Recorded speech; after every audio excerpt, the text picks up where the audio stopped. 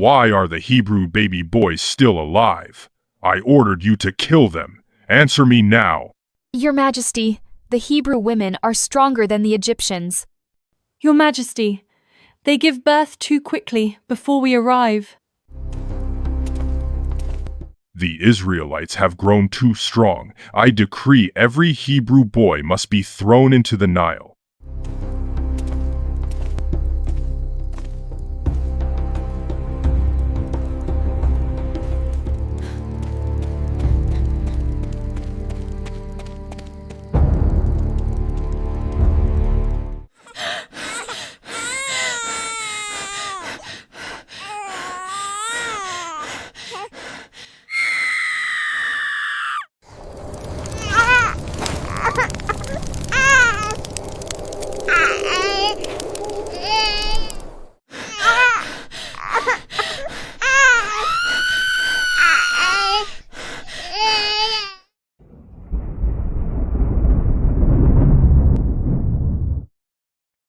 This is Pharaoh, the mighty king of Egypt. He feared the Israelites, for they had grown too many and too strong. In his fear, he ordered every Hebrew baby boy to be killed and placed slave masters over the people to crush them with cruel labor. But in the midst of death and oppression, a child was born. His name was Moses. He was meant to die. Yet God had another plan. Through Pharaoh's own daughter, the child was saved. This is the story of Moses, the man God would raise to deliver his people from slavery in Egypt.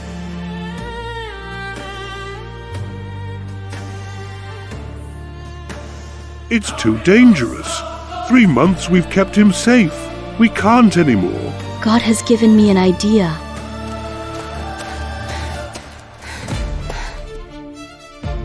Moses' mother placed him among the reeds along the Nile, trusting God to protect him. His sister watched from a distance.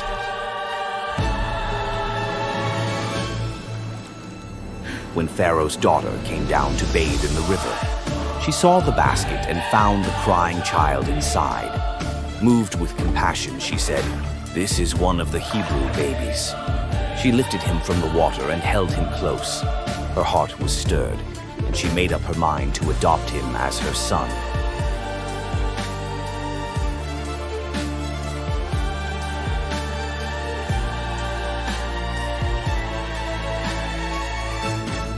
Miriam, Moses' sister, saw that Pharaoh's daughter had picked him up. She ran quickly to meet her. Shall I go and call a Hebrew woman to nurse the baby for you? Yes, go bring me a Hebrew woman. And the girl brought the baby's own mother.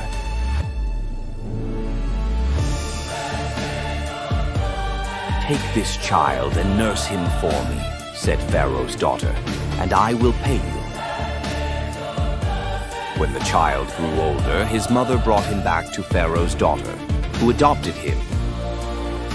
You shall live with me, and I will call you Moses, for I drew you out of the water. So Pharaoh became Moses' adopted grandfather. Years later, after Moses had grown up, he went out to see the labor of his people. He saw an Egyptian beating a Hebrew slave. Looking around and seeing no one, Moses struck down the Egyptian and hid his body in the sand. The next day, he saw 2 Hebrews fighting and stepped in to stop them. He asked the one in the wrong, "Why are you striking your fellow Hebrew?" The man replied, "Who made you ruler and judge over us? Are you thinking of killing me as you killed the Egyptian?" But word of what Moses had done spread quickly. When Pharaoh heard about it, he sought to kill Moses. So Moses fled Egypt and escaped to the land of Midian. There he sat by a well and met the 7 daughters of Reuel, the priest of Midian. When shepherds came and drove the women away, Moses rose to their defense and watered their flock. grateful, Reuel invited him to stay and gave him his daughter Zipporah in marriage. She bore him 2 sons, and Moses named the first Gershom, saying, I have become a foreigner in a foreign land, and the second Eleazar. During this time, the Israelites groaned under the weight of their slavery and cried out to God. God heard their cries, remembered his covenant with Abraham, Isaac, and Jacob, and looked upon his people with compassion. Meanwhile, in Midian, Moses had become a shepherd. One day, while tending the flock of his father-in-law Jethro, he led the sheep to the far side of the wilderness and came to Horeb, the mountain of God. There Moses saw something extraordinary, a bush that burned with fire yet was not consumed. It was the angel of the Lord who appeared to him in the flames. Moses drew closer to see this strange sight, and God called to him from within the bush. Moses! Moses! Moses answered, Here I am. God said, Do not come any closer. Remove your sandals, for the place where you stand is holy ground.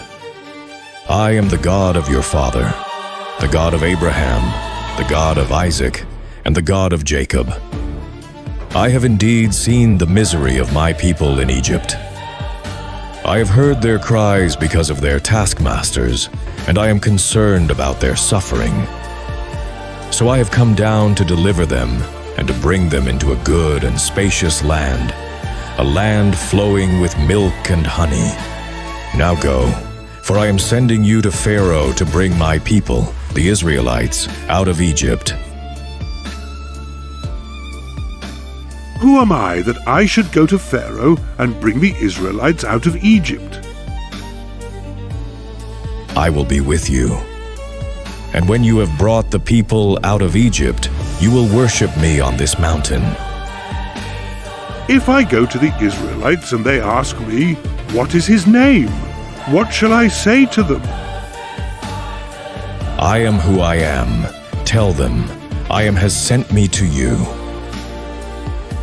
What if they do not believe me or listen to me and say, The Lord did not appear to you? What is that in your hand? A staff. Throw it on the ground. Moses threw his staff on the ground, and it became a snake, and he ran from it. Then the Lord said to him, Reach out your hand and take it by the tail. So Moses reached out and took hold of the snake, and it turned back into a staff in his hand. Then the Lord said to him, Put your hand inside your cloak. Moses obeyed, and when he took it out, his hand was leprous, white as snow. Then the Lord said to him, Now put it back into your cloak. Moses placed his hand back into his cloak, and when he pulled it out again, it was restored, just like the rest of his flesh.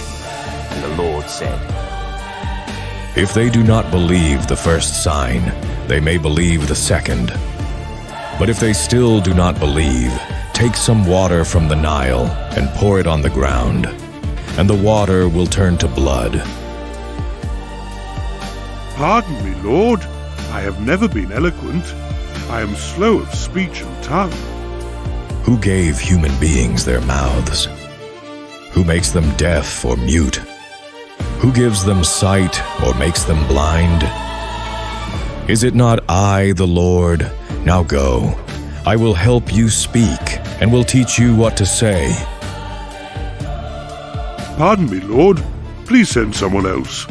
Then the Lord's anger burned against Moses, and he said, What about your brother, Aaron the Levite? I know he can speak well. He is already on his way to meet you, and he will be glad to see you. You shall speak to him and put words in his mouth. I will help both of you speak, and will teach you what to do. He will speak to the people for you, and it will be as if he were your mouth and as if you were God to him. But take this staff in your hand so you can perform the signs with it." Moses returned to Egypt with his wife and sons. On the way, Aaron met him, and together they went before Pharaoh. Why do you come before me today? Speak. The God of Israel says, "Let my people go, that they may hold a festival to me in the wilderness." Who is the Lord that I should obey him? I do not know the Lord, and I will not let Israel go. In response, Pharaoh made the Israelites labor even harder. He commanded that they gather their own straw, yet still meet their daily quota of bricks. The people suffered greatly under the burden. Then the Israelite overseers went to appeal to Pharaoh, but he would not listen. He called them lazy and sent them away. Realizing they were in serious trouble, the overseers left Pharaoh's palace and found Moses and Aaron waiting for them. They said, "May the Lord judge you. You've made us hated by Pharaoh." You've turned them against us. Troubled and heartbroken, Moses cried out to God, and the Lord replied, "Now you will see what I will do to Pharaoh. Because of my mighty hand he will let them go. Because of my mighty hand he will drive them out of his country." Then the Lord said to Moses and Aaron, "When Pharaoh says to you, 'Perform a miracle,' tell Aaron, 'Take your staff and throw it down before Pharaoh, and it will become a snake.'" So Moses and Aaron went to Pharaoh and did just as the Lord commanded. Aaron threw his staff down in front of Pharaoh and his officials, and it became a snake.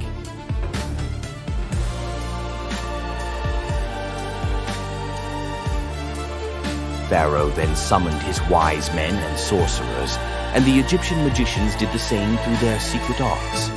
Each one threw down his staff, and it became a snake. But Aaron's staff swallowed up their staffs. Yet Pharaoh's heart was hardened, and he would not listen to them, just as the Lord had said. Then Moses confronted Pharaoh on the bank of the Nile, just as the Lord had commanded him. He took the staff in his hand, the same one that had turned into a snake, and struck the water of the Nile. Immediately the river turned into blood. The fish in the Nile died, the river began to stink, and the Egyptians could not drink its water.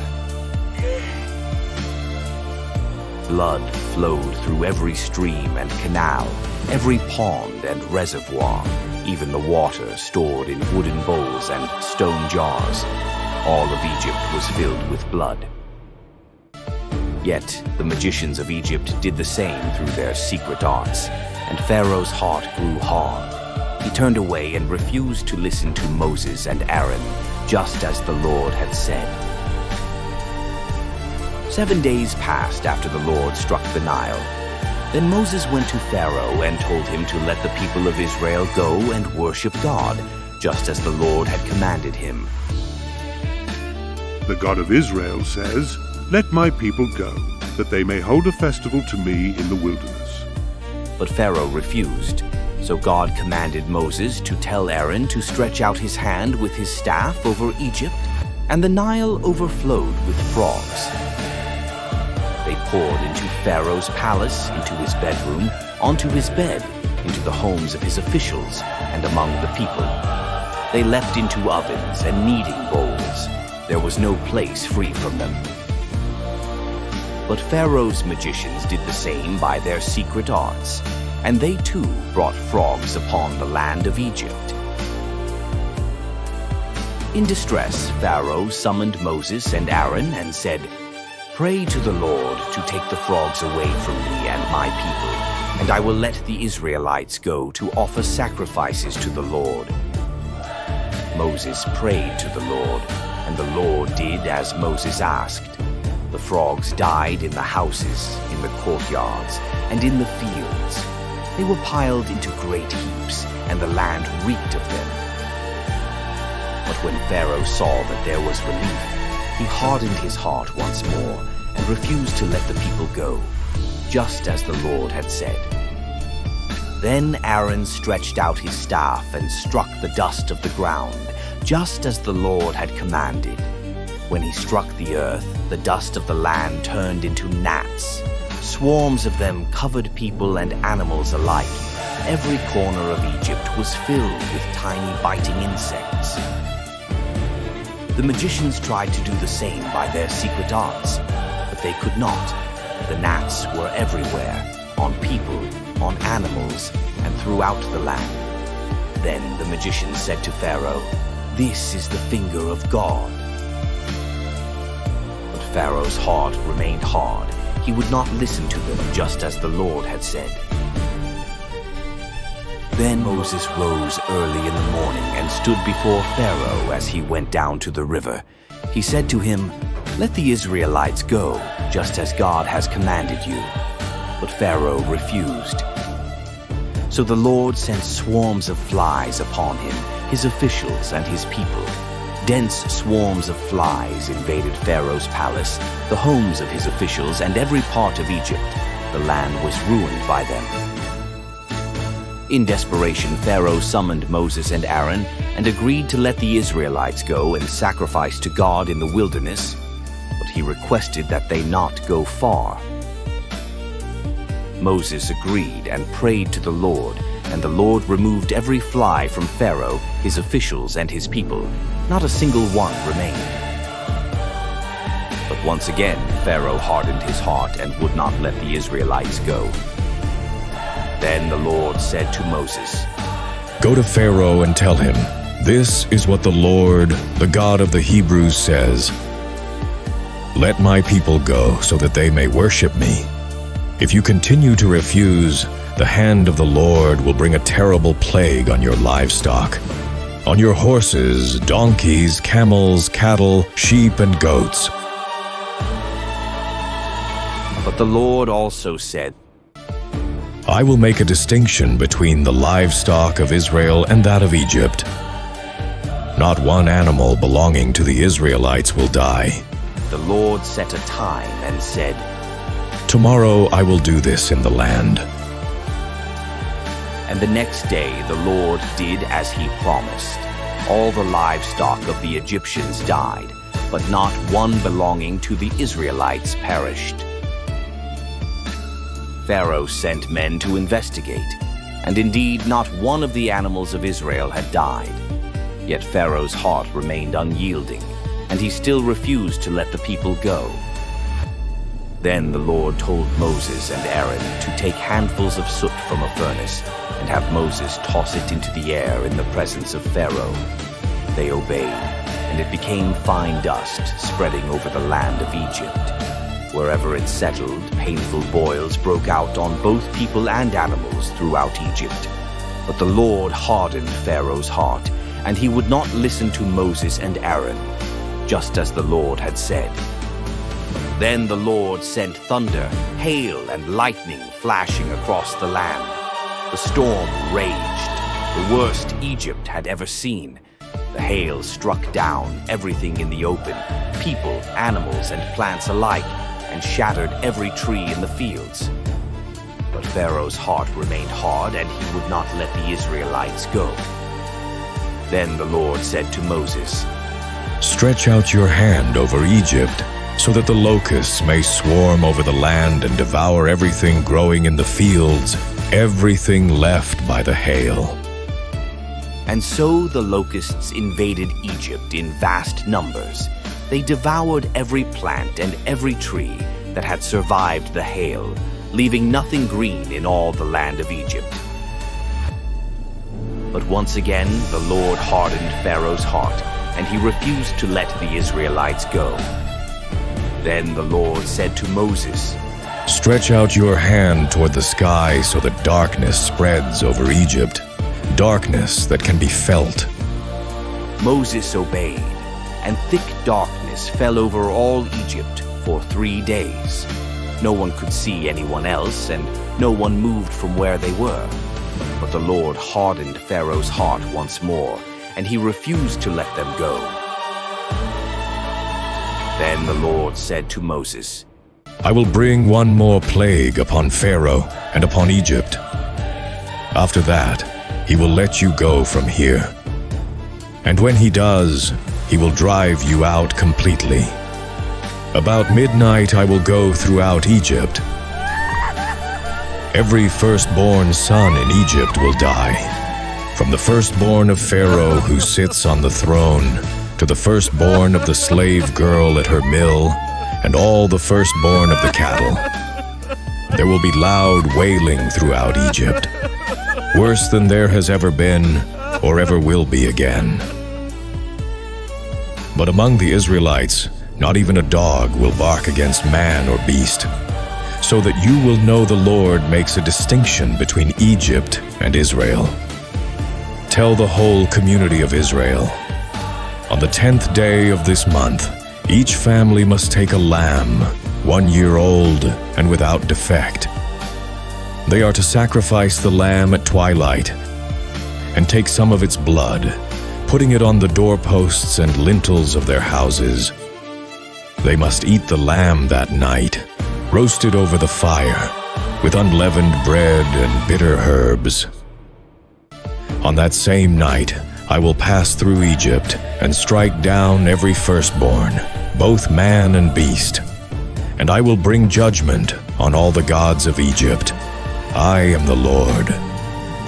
But the blood on your doors will be a sign for you. When I see the blood, I will pass over you. No destructive plague will touch you when I strike Egypt.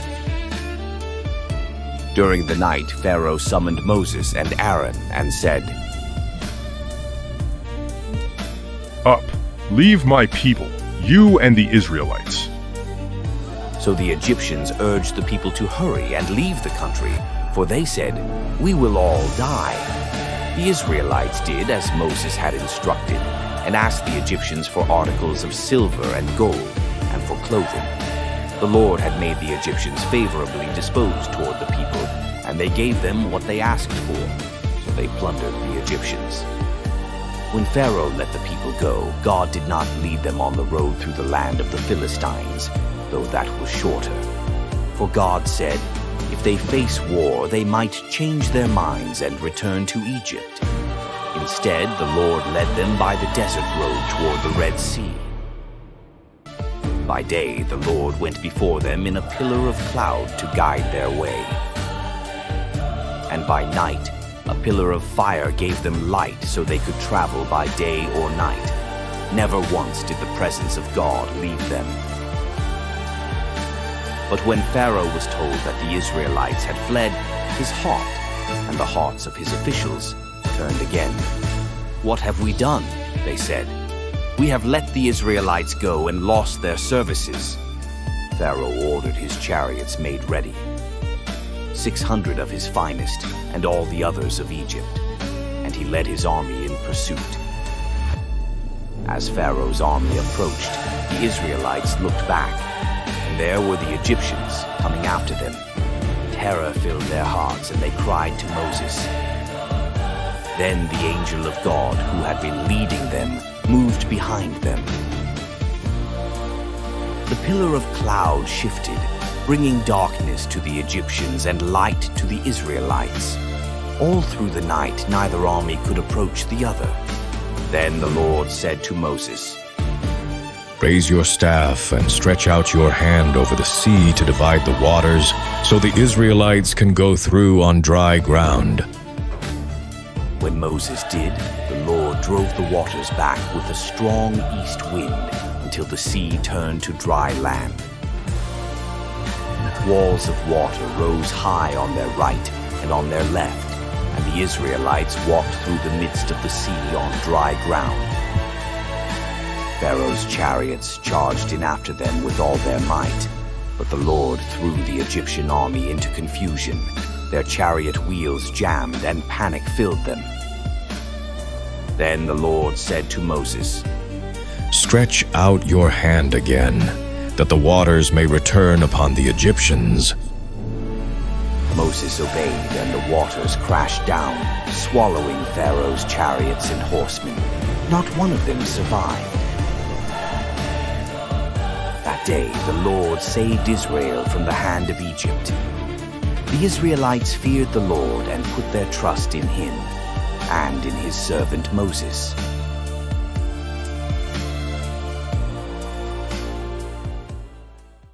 Hi there. Do you know the lesson from today's story? Let's find out together. Lesson learned. Moses didn't believe he could free the people of Israel from slavery in Egypt, but with God's help, he did it. God showed his great power in Egypt, proving that nothing is too hard for him. When we trust God, he can help us do amazing things, just like he helped Moses. If you want to know how powerful God is and see what he can help you do, you need to be his special friend. Here's a prayer you can say. Dear Jesus, come into my heart and be my special friend. Talk to me every day and help me do what you like. Thank you for loving me. Amen. Keep loving Jesus. See you next time. Bye. Thanks for watching. Remember to like, share, and subscribe so more kids can hear God's word. God bless you.